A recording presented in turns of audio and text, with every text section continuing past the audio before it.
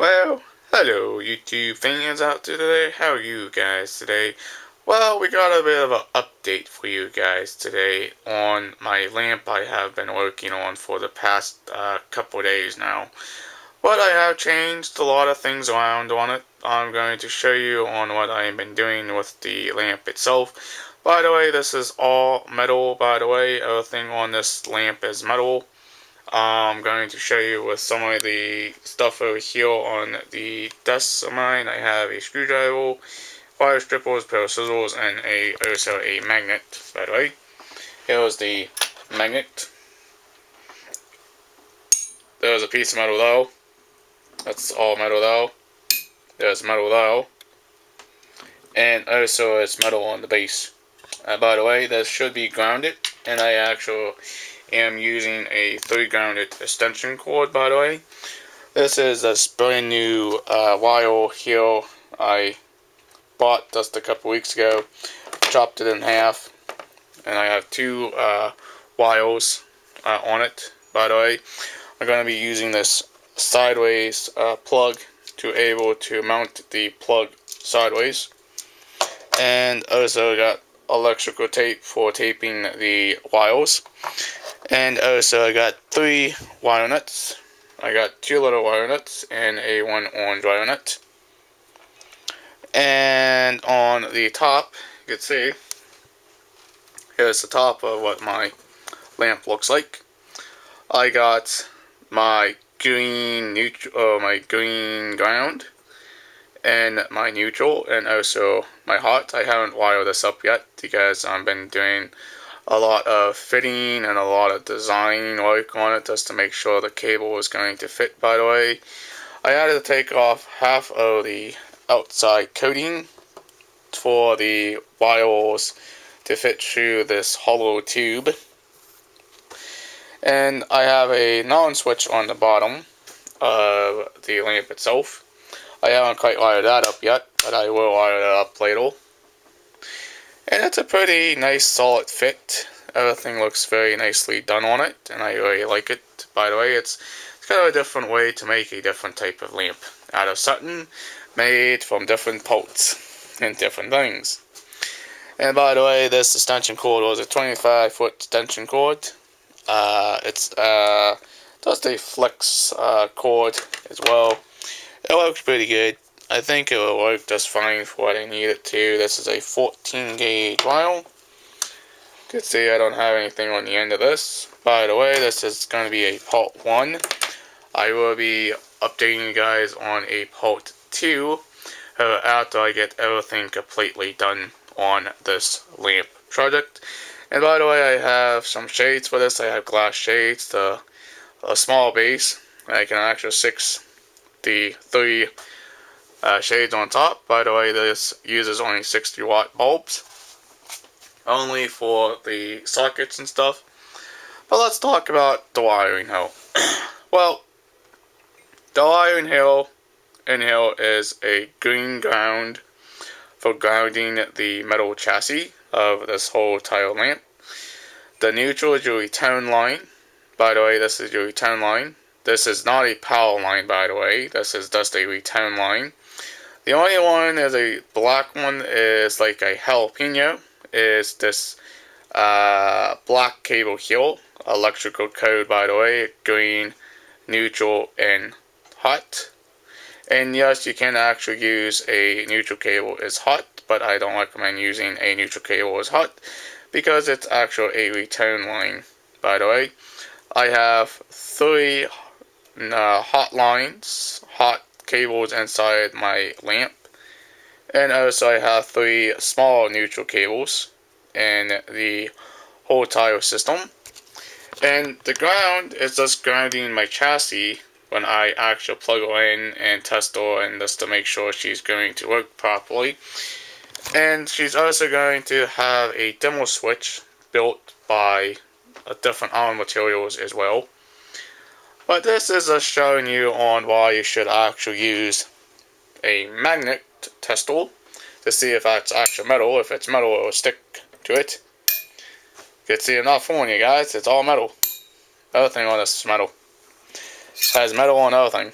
and it's appropriate to ground the chassis of my lamp. And all this is going to have to fit in this very small box. I don't know if you guys can see that. This is a very small circle box. All of these wires are going to have to fit in this side. I don't think it's going to overheat too much. I think it will just fit just fine, you know. And again, I'm just using extension cord through grounded outlet, and also using the proper amperage, by the way. I'm going to be using this sideways plug. It's a 15 amp 125 volts outlet. This is made in Mexico. That's a pretty good plug though. And after everything is all wired up nice and neat, I'm going to put this electrical tape on each of 3 of the wire nuts. On all these wire nuts, on the ground and the neutral and hot. And also the top is going to be grounded as well after I set it on top of the lamp shade. And also the 2 tiny screws it hold it together as well is going to be grounded. So very nice. It's not really complicated to do. It's just how you figure out how to wire your lamp properly, by the way. Now let's look at the bottom on how the wire is going through the bottom. There's the bottom. There's my switch. There's my red cable going through the base of the metal chassis, or the metal base of my lamp base though. By the way, it's important to use a 14 gauge wire. You can also use a 16 gauge wire, but I would recommend a little bit higher wire for your 60 watt bulbs. By the way, I already measured on how much watts this is going to be after I wire everything on it. It's going to be like 180 watts a piece for bulbs. And by the way, that's 3 sockets, 1, 2, 3, each rated at 60 watts a piece. And when a bulb goes dead, I actually have 2 bulbs will still be lit. And if one bulb dies, or if all 2 bulbs all of them do die, you won't have no power going to it, but you still have power. And the ground is important for metal lamps like this one. By the way, I'm going to be tying the metal bale copper line right here. You guys can see that. And then you guys can see this very thin copper though. That's directly grounding this whole tile chassis of the whole tile lamp base and the body of the body of this guy as well. It's important. It's by a wire code. You must have a grounded outlet on a metal chassis, by the way, or metal lamp. By the way, but if you're gonna be using anything that's like ceramic or plastic, you're not going to need a ground, but anything metal. Because say the hot comes loose from the wire nut. Okay, just for demonstration here, if this was plugged in and then this was touching the metal case here, okay, you would actually get a good shock from electrical issues on your lamp. By the way, I'm not a licensed electrician, by the way. I just do this as a hobby of mine. I like doing this kind of work, and I like experimenting with my electrical. Got 3 hots. These are all going to be tied together with that 1 hot. And I got 3 neutrals. They're going to be all tied with 1 neutral. And I'm just going to have a ground. It's going to be grounded to 1 of each treadle, by the way.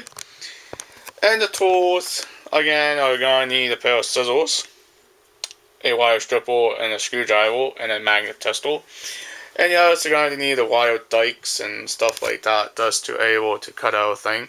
And you're also going to need a 3 grounded outlet wire as well. By the way, this is a red cable, not a black cable, but I don't very much mind.